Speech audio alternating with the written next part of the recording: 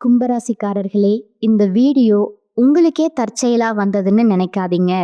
இப்போ நீங்க இந்த கும்பராசி பலன் பார்க்குறீங்கன்னா, அதுக்கு பின்னால ஒரு காரணம் இருக்குங்க.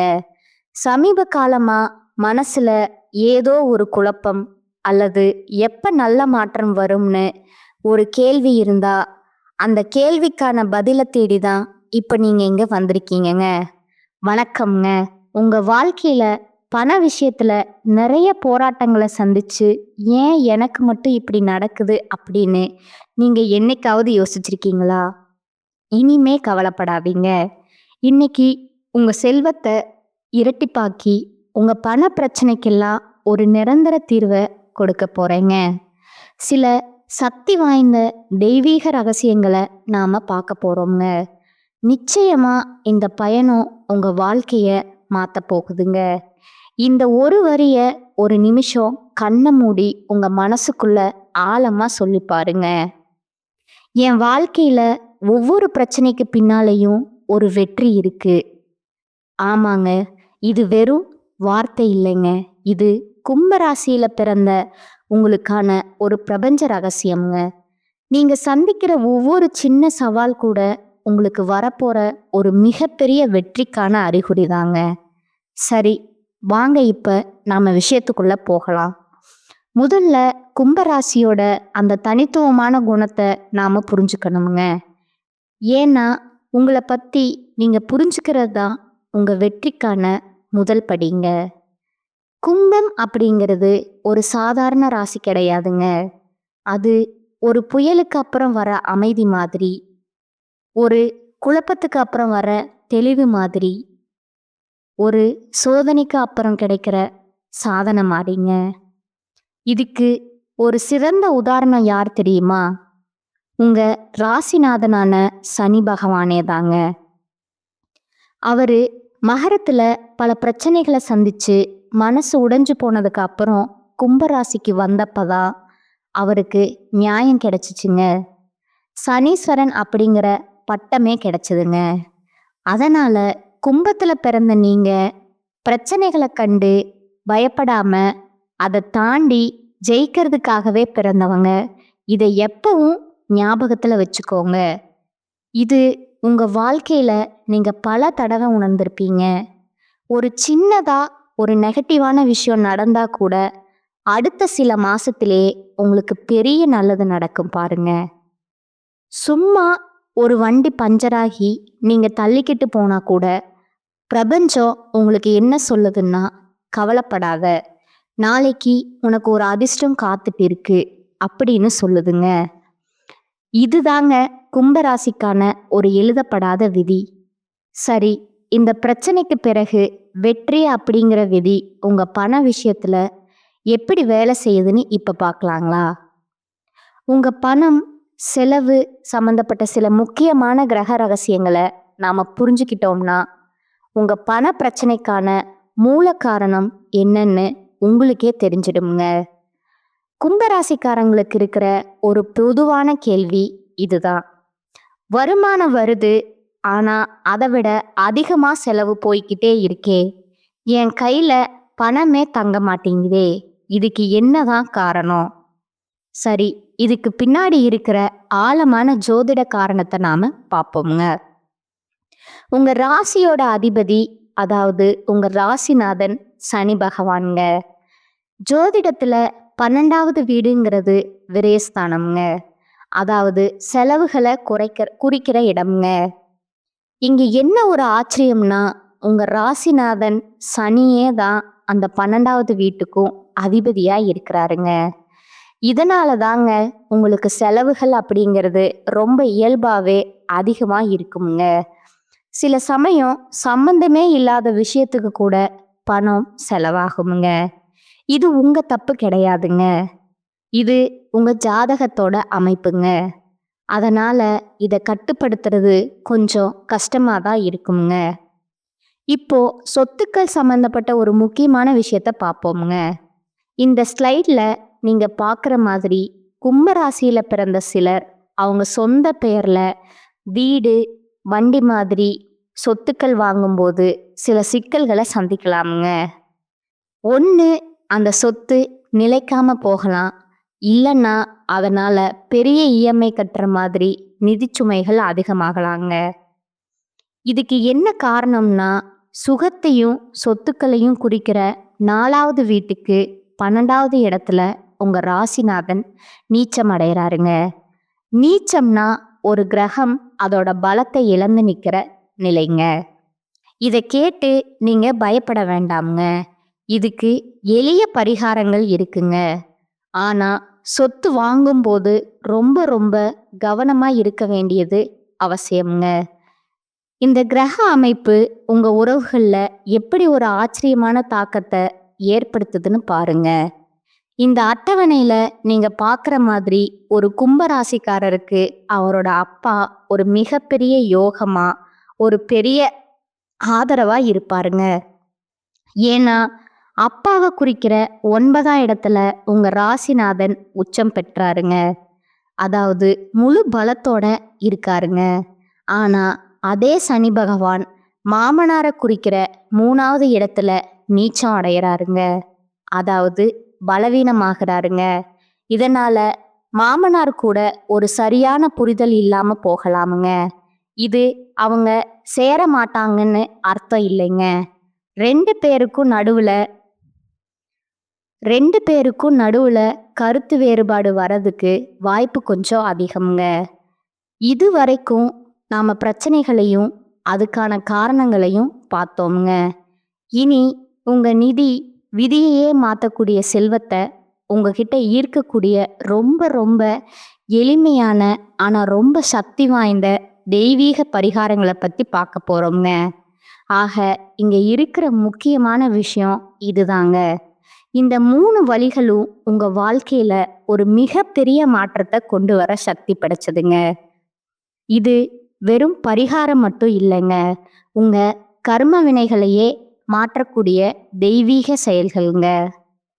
முதல் பரிகாரம் பார்த்தீங்கன்னா ரொம்ப சக்தி வாய்ந்த பரிகாரம்ங்க. நின்ற கோலத்தில் அருள் பாலிக்கிற பெருமாளை மனசார வழிபடுறதுங்க. திருப்பதி வெங்கடாச்சலபதி மாதிரி நின்றுக்கிட்டே அருள் கொடுக்கிற பெருமாளை நீங்கள் வழிபட உங்கள் பண வரவை குறைக்கிற தனஸ்தானமான 2வது வீட்டுக்கு 7ஆம் பார்வை நேரடியாக கிடைக்குமுங்க. இது ஒரு தெய்வீக சாவி மாதிரி உங்கள் வருமான வழிகளை திறந்து எங்கெங்கேயோ தடைப்பட்டு நிற்கிற பணத்தை எல்லாம் உங்ககிட்ட கொண்டு வந்து சேர்க்குமுங்க.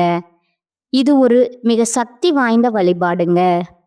2வது வழி, நீங்கள் செய்கிற ஒவ்வொரு சின்ன செயலையும் கிருஷ்ணார்ப்பணம் அப்படின்னு சொல்லி அந்த கிருஷ்ணனுக்கே அர்ப்பணிக்கிறதுங்க. இப்படி நீங்கள் செய்யும்போது உங்கள் செயல்களால் வர நெகட்டிவ் கர்மா எல்லாமே கரைஞ்சு போயிடுங்க. பெருமாள் கிட்ட முழுசா சரணாகதி அடைஞ்சிட்டா உங்கள் வெற்றியை யாராலும் தடுக்கவே முடியாதுங்க. இது ஒரு ரொம்ப எளிமையான மந்திரம்ங்க. ஆனால் இதோட சக்தி ரொம்ப பெரியதுங்க. 3வதா நான் சொல்ல போகிற ரொம்ப ரொம்ப முக்கியமான பரிகாரம் இதுதாங்க. முதியோர் இல்லங்களில் இருக்கிற ஆதரவில்லாத பெரியவங்களுக்கு உங்களால் முடிஞ்ச உதவியை செய்யுங்க.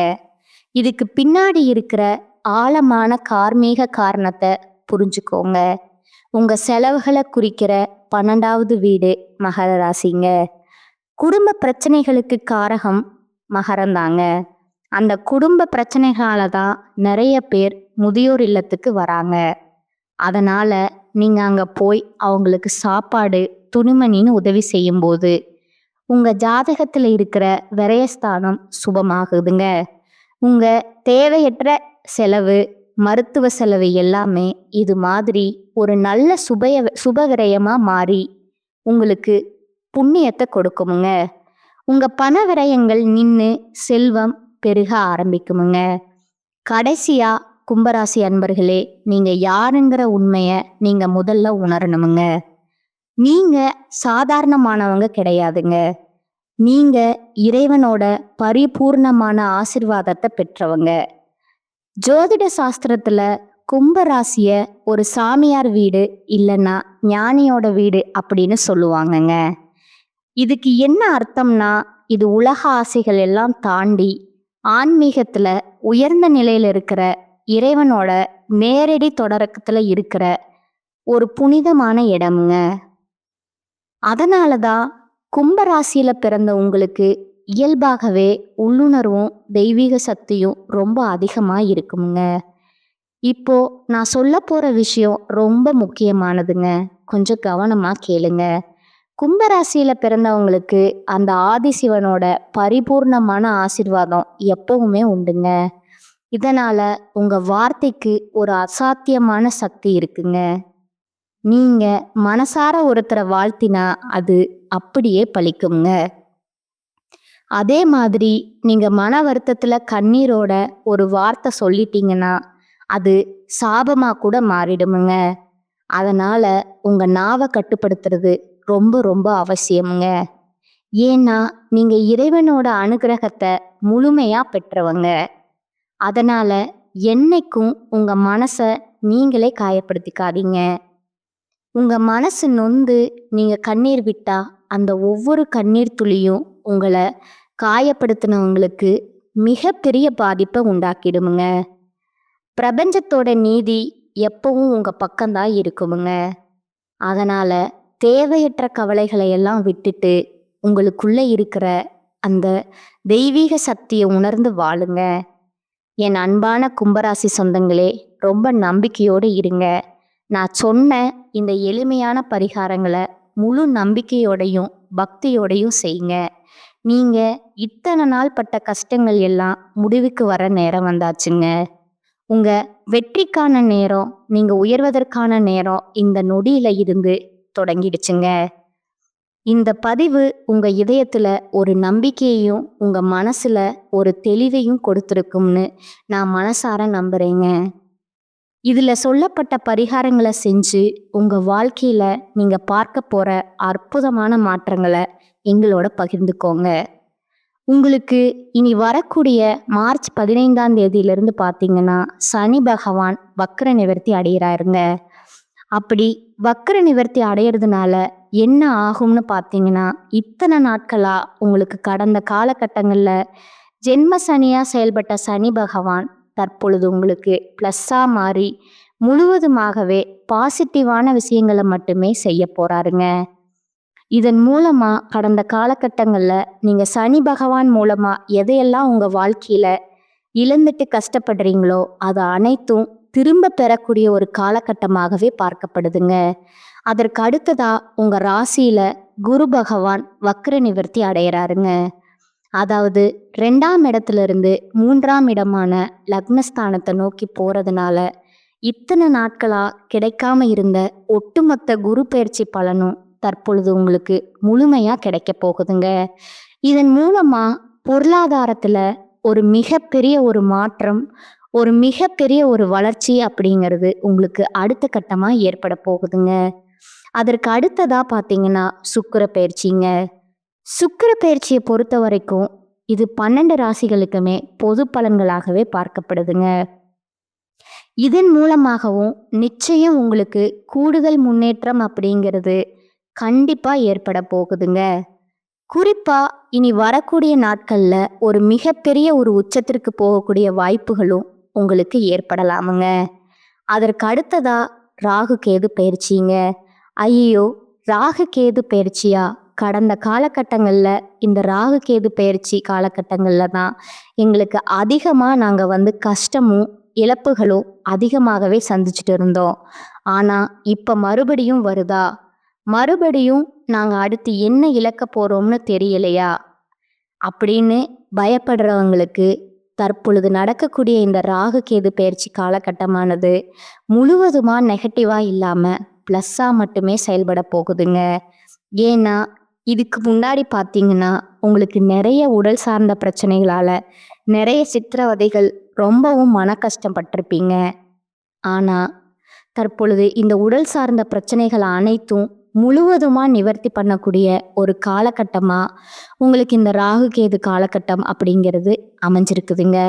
அதற்கு அடுத்ததாக பார்த்தீங்கன்னா 5 வருட கிரகங்களுடைய செயற்கை ஒன்றாக இருக்கிறதுனால இதன் மூலமாகவும் உங்களுக்கு தொழில் ரீதியாகவும் நல்ல ஒரு தொடக்கம் அப்படிங்கிறது வரக்கூடிய நாட்களில் உங்களுக்கு ஏற்பட போகுதுங்க.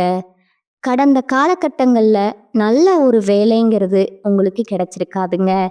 ஏதோ ஒரு கிடைக்கிற வேலைக்கு 10,000 சம்பளத்துக்கோ 15,000 சம்பளத்துக்கோ பிடிக்காத ஒரு வேலையை குடும்ப கஷ்டத்துக்காக வேற வழியே இல்லாமல் செஞ்சுட்டு இருந்திருப்பீங்க. ஆனால் இனி வரக்கூடிய நாட்களில் நீங்கள் படித்த படிப்புக்கு ஏற்ற மாதிரியும் உங்களுக்கு பிடிச்ச மாதிரியும் நீங்கள் ஒரு அரசாங்க வேலைக்கு ட்ரை பண்ணாலும் சரி, இல்லை ஒரு ஐடி வேலையோ ப்ரைவேட் வேலையோ பேங்க் வேலையோ எந்த வேலைக்கு ட்ரை பண்ணாலும் அந்த வேலை அப்படிங்கிறது உங்களுக்கு நிச்சயமாக கிடைக்க போகுதுங்க. கோர்ட்டு கேஸுன்னு ரொம்ப நாட்களாக அலைஞ்சிட்டு இருக்கிற நபர்களுக்கு விரைவிலேயே உங்களுக்கு சாதகமாகவே தீர்ப்பு வருமுங்க. சொத்து பிரச்சனையும் உங்களுக்கு சாதகமாகவே முடியுமுங்க. சனி பகவானுடைய பார்வை உங்களுக்கு நேரடியாகவே இருக்குதுங்க.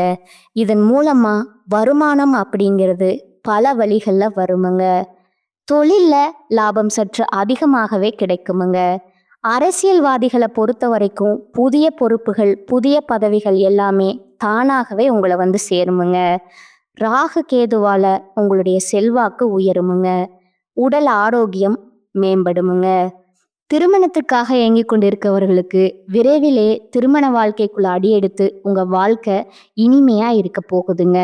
அடுத்ததா குழந்தை பாக்கியத்திற்காக இயங்கிய நபர்களுக்கு உங்களுக்கு உடல் சார்ந்த பிரச்சனைகள் அனைத்தும் நிவர்த்தியாகி சீக்கிரமே உங்களுக்கு குழந்தை பாக்கியம் அப்படிங்கிறது நடக்க போகுதுங்க. அடுத்ததா பார்த்தீங்கன்னா உங்களோட நட்சத்திர பலன்களை பார்க்கலாங்களா? முதலாவதா அவிட்டம் 3, 4ஆம் பாதங்கள்ங்க.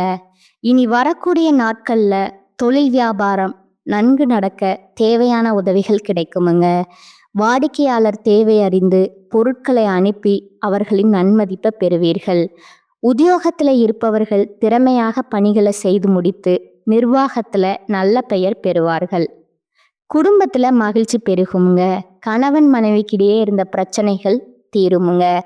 பிள்ளைகள் விரும்பும் பொருட்களை வாங்கி கொடுத்து அவர்களை மகிழ்ச்சி அடைய செய்வீர்கள். 2வது சதய நட்சத்திரக்காரர்கள் வீடு வாகனம் போன்றவற்றை வாங்குவதும் புதுப்பிப்பது போன்றவற்றில் ஈடுபடுவீங்க. பெண்களுக்கு இழுபறியாக இருந்த வேலைகள் சாதகமாக நடந்து முடியுமுங்க. மனம் மகிழும்படியான சம்பவங்கள் நடக்குமுங்க. கலைத்துறையினருக்கு மிகவும் அனுகூலமான காலம் இதுங்க. வாய்ப்புகள் குவியுமுங்க. புத்தி சாதுரியத்துடன் கையாள்வதால லாபமான காலமாக அமையக்கூடிய வாய்ப்பு உண்டுங்க. 3வதா பூரட்டாதி 1, 2, 3ஆம் பாதங்கள் அரசியல்வாதிகளுக்கு இனிமையான செய்திகள் தேடி வருமுங்க. நீண்ட நாட்களாக எதிர்பார்த்த உதவி கிடைக்க பெறுவீங்க. புதிய நண்பர்களால் தேவையில்லாத பிரச்சனைகள் உண்டாக வாய்ப்பிருப்பதால கவனமுடன் இருப்பது நல்லதுங்க. மாணவர்கள் சக மாணவர்களை அனுசரித்து செல்வது நன்மை தருமுங்க. கல்வியில் ஆர்வம் உண்டாகுமுங்க. உங்களுக்கான பரிகாரம் பார்த்தீங்கன்னா அம்மனை வணங்குவது நன்மை தருமுங்க. இந்த சேனல் உங்களுக்கு பிடிச்சிருந்தா லைக் பண்ணிக்கோங்க, ஷேர் பண்ணிக்கோங்க. வாழ்க வளமுடன், வாழ்க பல்லாண்டு. நன்றி, வணக்கம்.